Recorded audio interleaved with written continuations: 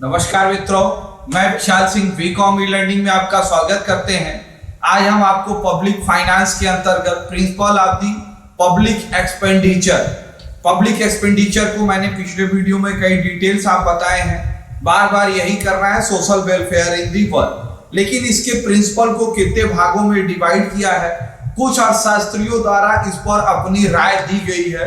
कुछ अर्थशास्त्रियों का मैं डिटेल बताऊंगा, जिसमें Findlay Siraj, Wagner law, peacock of the vice man के अंतर्गत हम आपको बताएंगे। फर्स्ट हमको आपको ये बताना है कि principle of the public expenditure in division of the two types. First है फंडामेंटल प्रिंसिपल, सेकंड है सब्सिडियरी प्रिंसिपल।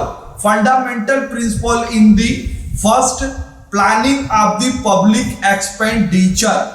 किसी भी एक्सपेंडिचर करने के लिए किसी भी कंट्री में इकोनॉमिक्स रूप से, जो इकोनॉमिक्स उनके अर्थशास्त्री होते हैं, किन किन पैसों को कहां कहां पे खर्च किया जाएगा, इसकी वो एक प्लानिंग, ड्राफ्टिंग, डायग्राम बनाते हैं, एक अनुमान निर्धारित करते हैं, इतना खर्च होगा। उसके बाद तब आय का निर्धारण किया जाता है। ये पब्लिक एक्सपेंडिचर का फर्स्ट प्रिंसिपल आता है कि जब आपके पास प्लानिंग ही नहीं है, आप ब्रिज कितना बनाएंगे, आप रोड कितना बनाएंगे, गवर्नमेंट इंडस्ट्री में कितना आप डेवलपमेंट करेंगे, सोशल वेलफेयर पे कितना डेवलपमेंट करेंगे, आपको रेलवे की कितनी डेवलपमेंट करेंगे, इंटरनेशनल लेवल पे बहुत ही कंपटीशन है, तो एक्सपोर्ट इंपोर्ट का क्या पोजीशन होगा, आपके बैंकों की रिफॉर्म सिस्टम की क्या पोजीशन होगी,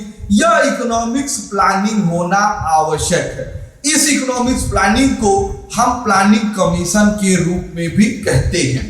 सेकंड इसके अंतर्गत है आपकी प्लानिंग के अंतर्गत, नेक्स्ट है फंडामेंटल के अंतर्गत spending of the public funds.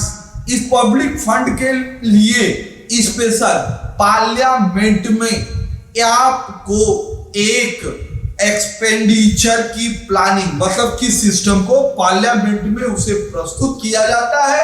Parliament में बजट के माध्यम से हम उस पर आय दे करके उसकी संतुष्टि प्रदान करते हैं, उस पर हम खर्च करते हैं।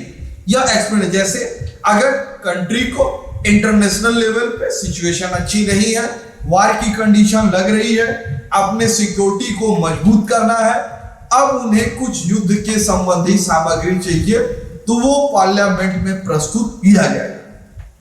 हैवी इंडस्ट्री डेवलपमेंट है, कई हजार करोड़ रुपए का इन्वेस्टमेंट की बात है, तो यह नहीं कि इकोनॉमिक डेवलपमेंट कोई गवर्नमेंट चाहे जब चाहे जहां चाहे जिस पर खर्च कर सकती है। उस संबंध में उसे पार्लियामेंट में, बजट में, पार्लियामेंट में खड़े होकर फाइनेंस मिनिस्टर को बताना पड़ेगा कि हम अगर आय पा रहे हैं तो इन आय को हम किन किन मदों पर खर्च किया जाएगा।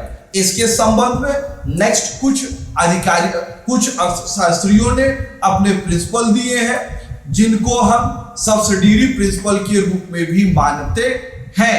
फर्स्ट है आपको Findlay Siraj, 8 principal of the public expenditure. इन्होंने 8 अपने सिद्धांत बताए हैं। फर्स्ट हम आपको बताएं cannon of the benefit in social benefit in the poor of person. समाज में सभी हितों को, गरीब व्यक्तियों को ज्यादा प्रॉफिट देने के रूप में यह कार्य करने पर उन्होंने बनाया है। नेक्स्ट इनकी cannon of the economics. Cannon of the economics means कि आप उनकी अर्थशास्त्र के संबंध में सिद्धांत को कि कोई भी एक्सपेंडिचर करते समय या सेटिस्फैक्शन ऑफ द एक्सपेंडिचर, सामाजिक संतुष्टि पर खर्च किया, unsatisfaction of the goods in the no section, फिजूल खर्ची नहीं होनी चाहिए, सेटिस्फैक्शन गुड्स पे अधिक हो, इस पर वह पूरा कार्य करती है। कैनन ऑफ द सेक्शन, अनुमोदन।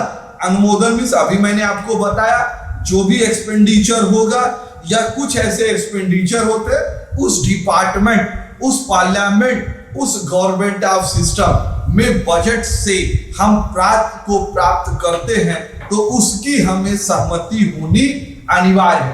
Cannon of the surplus, cannon of the surplus आप समझ रहे हैं, सेविंग ऑफ द सिस्टम। जब व्यक्ति की आय अधिक होगी तो उसके बचत पर, सेविंग पर अधिक जाए, उस पर ज्यादा इफेक्ट करनी होगी।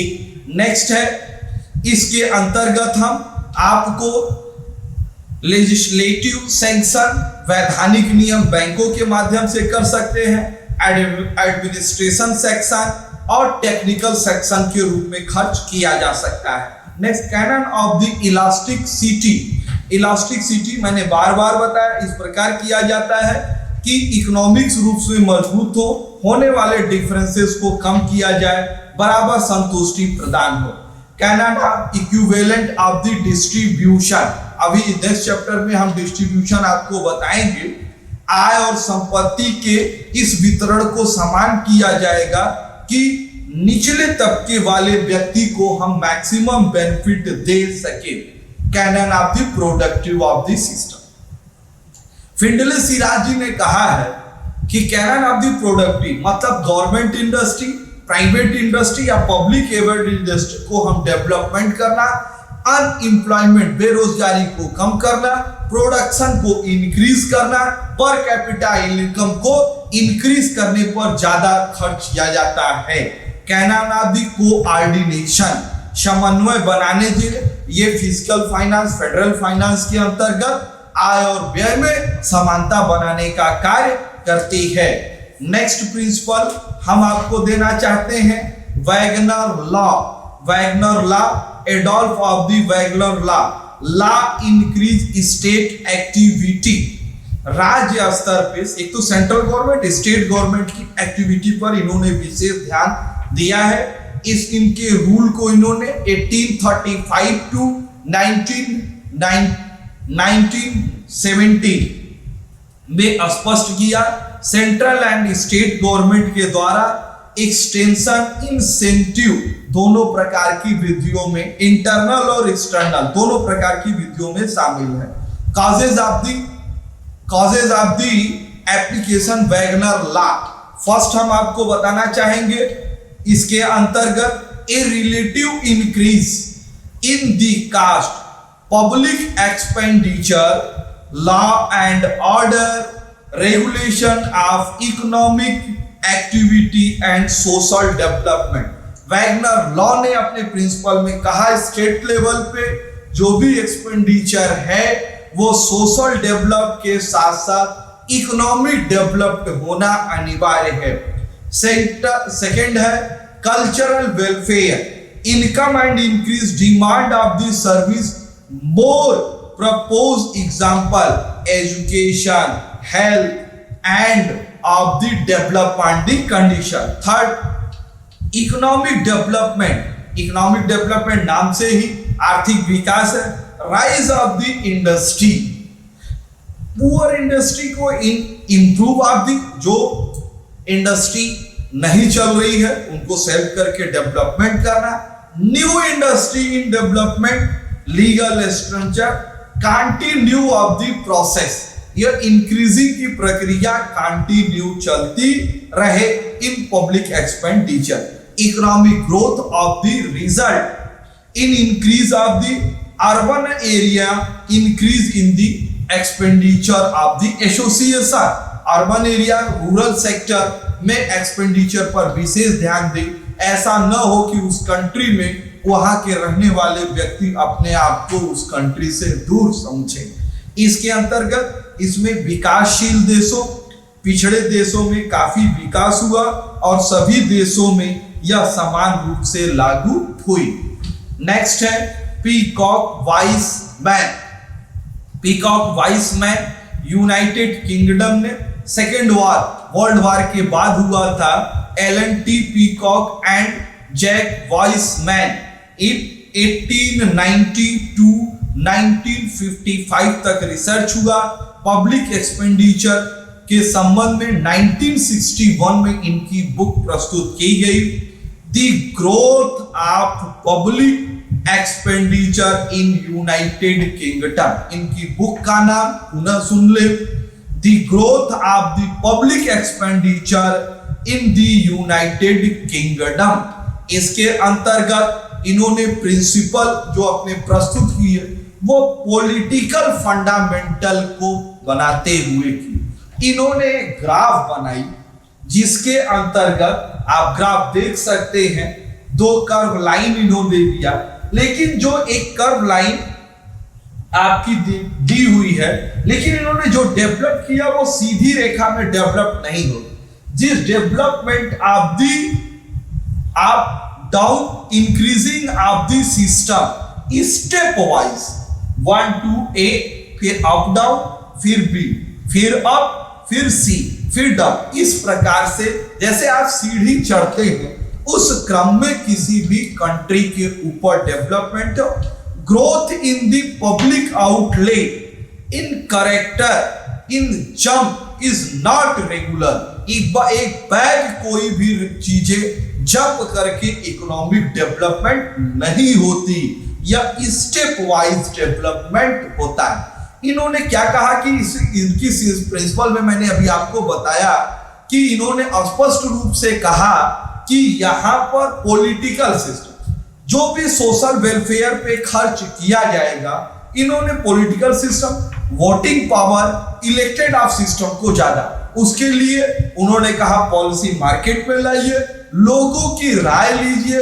राय के संबंध में उनसे वोटिंग कराइए, और जो अधिक से अधिक इस पर राय आती हो उस पर आप वर्क कर सकते हैं। ये इनके प्रिंसिपल थे। इनकी कॉन्सेप्ट को सर्वप्रथम आप डिस्प्लेसमेंट इफेक्ट बताई गई, वार ऑफ दी कंडीशन में स्पष्ट हुआ। वार की कंडीशन में आपको सप्लाई आपकी कम होती है, डिमांड आपको अधिक होती है, जो पब्लिक डेब्ट से आप पूरा कर सकते हैं। Next, inspection of the effect condition revenue की हमेशा कंट्री में समीक्षा होनी चाहिए और उस पर एक सहमति बनानी चाहिए। टैक्स टॉलरेंस मतलब एक साइकोलॉजिकल, जो भी व्यक्ति टैक्स देता है और जब उसकी टैक्स जमा हो जाती है तो उसे लगता है कमाया हम ले गई सरकार, तो वह एक प्रकार से कंट्री से नाराज होता है। तो टैक्स टॉलरेंस मतलब टैक्स की जो भार है उसे हमें बेनिफिट के रूप में पब्लिक एक्सपेंडिचर को इंक्रीज, लेवल को इंक्रीज करके उसे दिखाई दे, मैं पैसा दे रहा हूं तो इसके बदले में सरकार हमें भी बेनिफिट दे रही है, वो अपने आप को हीन भावना से ना देखे। नेक्स्ट आपके है कंसंट्रेशन इफेक्ट, केंद्रीकरण, सेंट्रलाइजेशन होती है। इमरजेंसी पीरियड में अर्थव्यवस्था में यह बहुत महत्वपूर्ण होती है। इसमें इंक्रीज सेंट्रलाइजेशन इफेक्ट होता है या सेंट्रल, स्टेट और लोकल लेवल की अथॉरिटी। नेक्स्ट कंडीशन है आपका growth oriented theory by public expenditure. Growth oriented मतलब सार्वजनिक विकास। प्रिंसिपल के सिद्धांत मैंने आपको फिंडले, सिराज, वैगनर, पियोकॉक तीनों बताए, जनरल प्रिंसिपल भी बताया। जनरल प्रिंसिपल में फंडामेंटल है और सब्सिडियरी भी बताई। एक लास्ट है जिसका पूरा सार आपको निकल जाएगा, economic development public sector in more developing. Example road, rail, transport, information technology, electric, education, अन्य कार्यों पर भी किया जाता है जो किसी भी राष्ट्र के नेशनल पर कैपिटा इनकम को बढ़ाने में सहयोग करते हैं।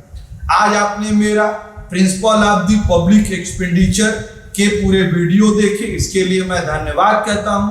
आपसे मेरा विनम्र अनुरोध है, हेल्थ इज वेल्थ, आप अपने स्वास्थ्य का ध्यान रखिए। आप अपने इस चैनल को वीकॉम लर्निंग को लाइक, सब्सक्राइब एंड शेयर करिए कि जिससे कोई भी बच्चे इकोनॉमिक्स के हों, कॉमर्स के हों या किसी भी कंपटीशन सेक्टर हो या कॉमर्स संबंधी किसी भी सेक्टर में सीएस में भी वो अगर जानकारी प्राप्त करना चाहते हैं तो इससे प्राप्त कर सकते हैं। धन्यवाद।